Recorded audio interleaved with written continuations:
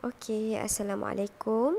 Kita sambung dengan jenis-jenis agensi kerajaan yang terlibat di dalam pembiayaan perniagaan.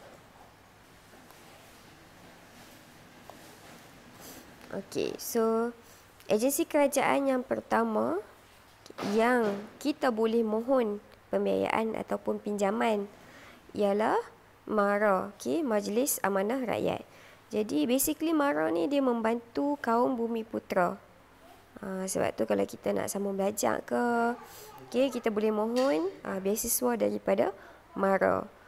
So keyword dia adalah untuk membantu perniagaan kaum Bumiputera. Untuk membangunkan usahawan berjaya dan inovatif. Dan awak mesti boleh mengecam dan mengenal pasti bentuk logo dia. Sebab soalan kadang-kadang dia bagi logo. Kemudian dia tanya. So ini adalah logo MARA lah. Majlis Amanah Rakyat MARA, dan dia ada sedikit tulisan Jawi Majlis Amanah Rakyat juga di bawah tu. So MARA ni dia bukan sahaja menawarkan pembiayaan patuh syariah.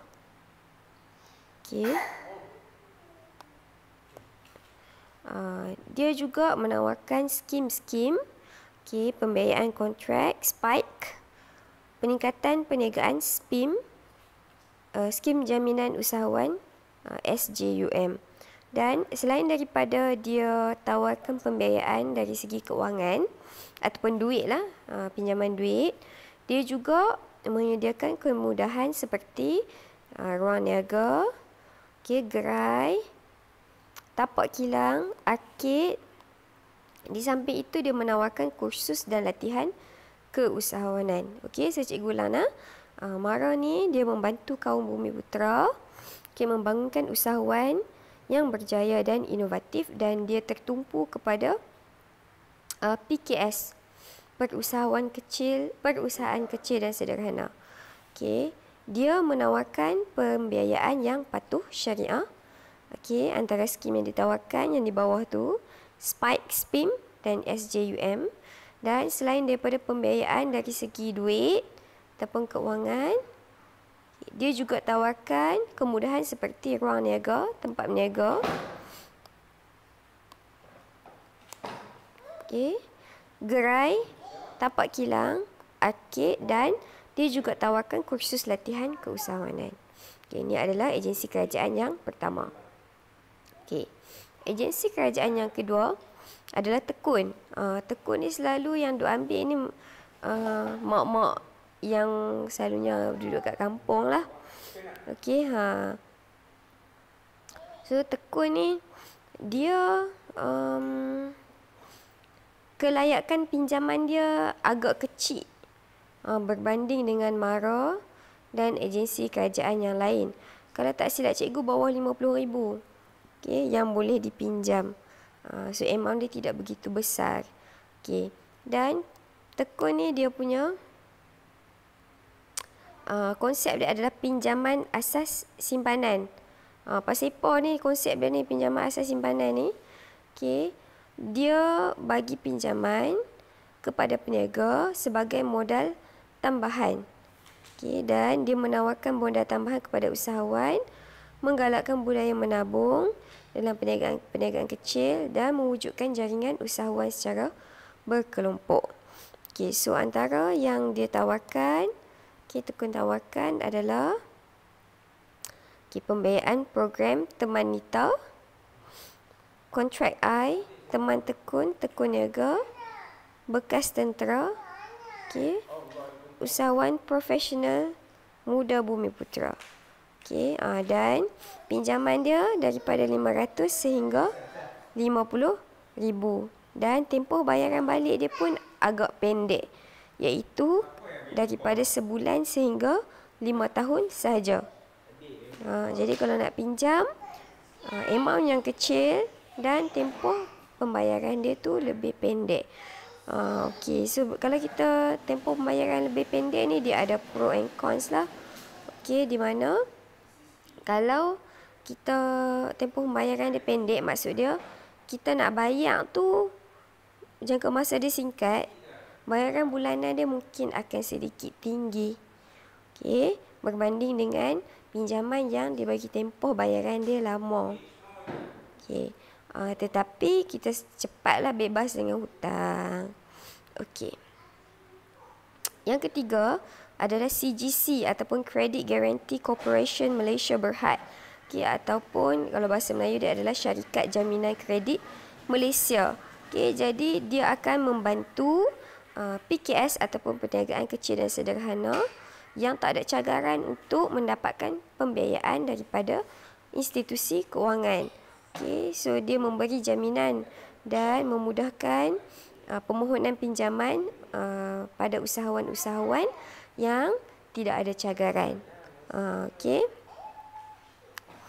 So kalau kata perniagaan tu tak ada cagaran, selalunya kalau nak buat pinjaman ni dia minta cagar. Cagar ni maksud dia kalau kamu tak mampu nak bayar balik pinjaman, apa yang kamu cagarkan itu menjadi milik bank.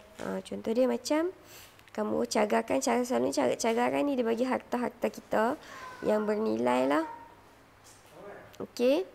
Contoh dia macam rumah. Okey, kamu buat pinjaman, bank kata nak cagarkan apa? Kamu kata kamu nak cagarkan rumah kamu. Okey, sampai satu masa tiba-tiba kamu tak mampu nak bayar. Perniagaan kamu down. Okey, so kamu tak mampu nak bayar. Maka bank akan ambil rumah yang telah kamu cagarkan. Okey, so siapa-siapa yang tak mampu, tak ada harta untuk dicagarkan, tapi dia nak buat pinjaman, maka dia pilih dekat CGC ni. CGC ni akan bantu mereka untuk mohon pinjaman dengan memberi jaminan. Okey. Seterusnya adalah Agrobank. Okey, Agrobank ni dia khas kepada pembangunan perniagaan yang berkaitan dengan pertanian. Okey, tadi kalau Mara dia berkaitan dengan perniagaan PKS dan tertumpu kepada Bumiputera. Kalau Tekun dia tertumpu kepada PKS. Agrobank dia tertumpu kepada perniagaan yang berkaitan pertanian. Okey, so dia ada macam-macam lah dana dan tabungan. Okey, dan dia punya charge perkhidmatan dia rendah untuk petani membeli tanah, mesin, jentera, jentolak dan sebagainya. Okey, so dana yang disediakan adalah musim, okey, kemudahan pembiayaan modal kerja I, tawaruk dan program Agropono Malaysia. Okey. Kemudian kita ada yang kelima adalah Mosti. Kalau kamu perasan Mosti ni agak kerap juga muncul di mana-mana lah. Kadang-kadang dekat TV adalah Mosti ni. Okey, Mosti ni dia berkaitan dengan Kementerian Sains, Teknologi dan Inovasi. Jadi dia tertumpu kepada bidang-bidang sains dan teknologi untuk bantu peniaga-peniaga membuat R&D ataupun penyelidikan. Okey, penyelidikan ni untuk sama ada nak bangunkan produk baru ataupun nak menjalankan inovasi pada produk yang lama. Okey, produk tu dah ada, dia nak buat penambahbaikan ataupun inovasi. So dia nak buat penyelidikan, maka dia boleh dapatkan pembiayaan daripada Mosti. Okey, so Mosti memperkenalkan dana baru iaitu dana Smart dan dana GO. Okey, dana Smart ni untuk cari usahawan atau penyelidik yang boleh memberi penyelesaian dalam bidang teknologi, manakala GO pula kepada dana fasilitasi dan dana Fasilitasi adalah dana untuk membantu pemohon mengurangkan jurang kegagalan antara fasa pengkomersialan kepada pengkomersialan, manakala dana untuk membiayai pembangunan atau penambahbaikan produk yang ada unsur-unsur inovasi. Okey.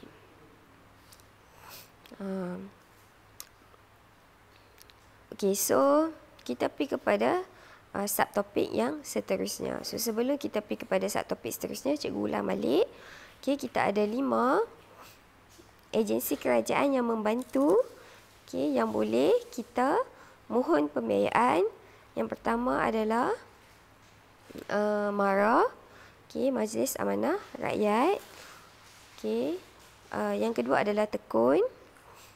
Yang ketiga adalah Agrobank. Yang keempat adalah CGC, Syarikat Jaminan Kredit Malaysia. Dan yang terakhir adalah Musti. Okey, so kita masuk kepada keperluan pembiayaan bagi sesebuah perniagaan. Okey, so dalam subtopik ni, kita nak kenal pasti pembiayaan apa yang sesuai bagi perniagaan yang tertentu. So perniagaan yang kecil, pembiayaan apa yang sesuai mohon. Perniagaan yang baru nak mula berniaga, apa jenis pembiayaan yang sesuai mohon. Pembiayaan yang besar, cuma dia nak kembangkan lagi perniagaan, jenis pembiayaan mana yang sesuai mohon. Ini satu topik yang seterusnya. Okey, rujuk buku teks masing-masing. Okey, so tengok di sini. Situasi 1. Ini adalah Azli. Azli baru sahaja tamat SPM. Dan dia nak buka perniagaan minuman. Lokasi yang dipilih ialah pasar malam. Anggaran modal yang diperlukan untuk membeli peralatan adalah RM2,000. So berdasarkan situasi di atas, cadangkan sumber pembiayaan yang sesuai untuk Azli memulakan perniagaan dan nyatakan kekuatan dan kelemahan sumber pembiayaan yang dipilih. Okey. Kemudian ni ada situasi yang kedua. Ni Aziza. Okey, Aziza ni dia pemilik kedai Kimira Gift. Dan dia telah menjalankan perniagaan selama 15 tahun. Macam Azli tadi dia baru nak berniaga. Aziza ni dia dah berniaga lama dah. Dia ada pelanggan tetap. Tetapi bila musim perayaan dia dapat banyak tempahan dan dia dapat bekalan biskut raya daripada rakan-rakan daripada Ceras. Jadi dia ni cadang nak buka cawangan barulah. Dan dia nak sewa satu lot rumah kedai di Bandar Tun Hussein On. Kemudian dia juga nak minta bantuan daripada kakak ipar dia untuk uruskan kedai yang dia nak buka baru ni. So Cik Azizah ni dia nak buka kedai baru, cawangan baru. Dan cawangan baru ni dia nak buat hamper. Dan cenderamata. Kos dia adalah sebanyak RM80,000. Dia ada saving RM30,000. Jadi dia cadang nak top up lagi RM50,000 melalui pinjaman. Mari kita tengok. So berdasarkan situasi di atas, apakah jenis pembiayaan yang sesuai untuk Aziza? Berikan alasan anda. Jadi yang ni cikgu minta kamu buat sendiri perbincangan di dalam kamu punya grup masing-masing. Cikgu cuma nak nanti ada pembentangan dalam bentuk voice chat. Next class. Tetapi pembentangan tu cikgu nak pembentangan dari segi bergilir-gilir. Minggu depan kelas kita gilir-gilir lah. Masing-masing cakap.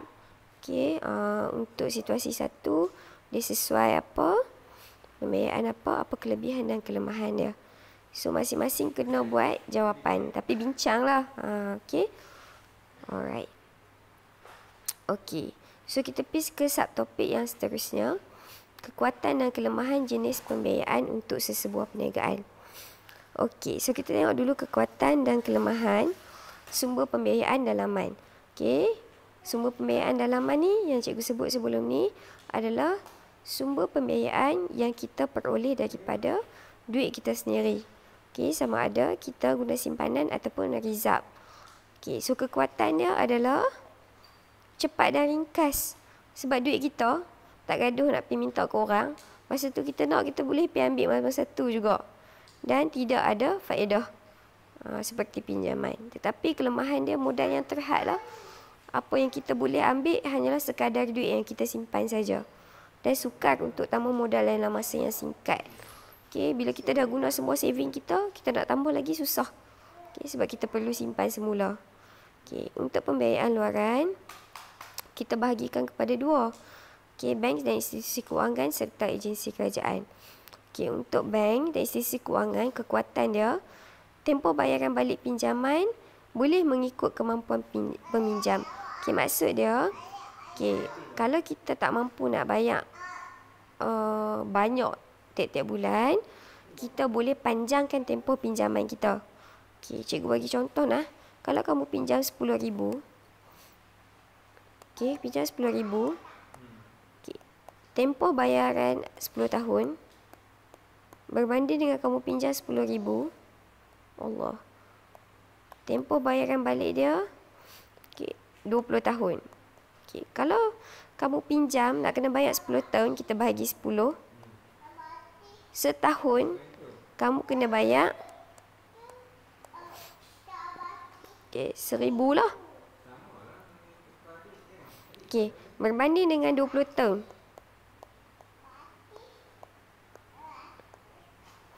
Allah, 20,000 pula noh. Okey, tadi 10,000. Sorry ya. Okey, 10,000 bayar 10 tahun. Setahun kena bayar 1,000. Tapi kalaulah kamu pilih untuk 20 tahun. So, setahun kamu perlu bayar 500 sahaja. Maka lebih panjang tempoh pembayaran, lebih sedikit bayaran bulanan. So, kalau kamu pinjam daripada bank, tempoh bayaran balik itu boleh mengikut kemampuan peminjam. Tak boleh banyak-banyak, boleh panjangkan tempoh pinjaman. Yang kedua, jumlah pinjaman boleh disesuaikan dengan keperluan semasa. Maksudnya kalau kamu perlu banyak, kamu boleh pinjam banyak. Berbanding dengan kalau kamu guna saving lah. Kalau kamu perlu banyak, belum tentu kamu boleh dapatkan sebanyak mana yang kamu nak sebab terhad pada simpanan kamu sahaja. Okey. Kekuatan untuk kamu pinjam daripada agensi kerajaan adalah pinjaman agensi kerajaan ni dia tak perlukan cagaran. Okey, berbanding dengan bank, dia selalu minta cagar benda yang kamu nak cagar. Kalau kerajaan ni dia tak perlukan cagaran, sesuai untuk perniagaan-perniagaan yang baru nak mula. Okey, yang kedua, jumlah pinjaman boleh disesuaikan dengan keperluan semasa sama macam bank dan tidak ada faedah. Tak bermaksud yang kamu pinjam RM10,000 bayar RM10,000. Tak.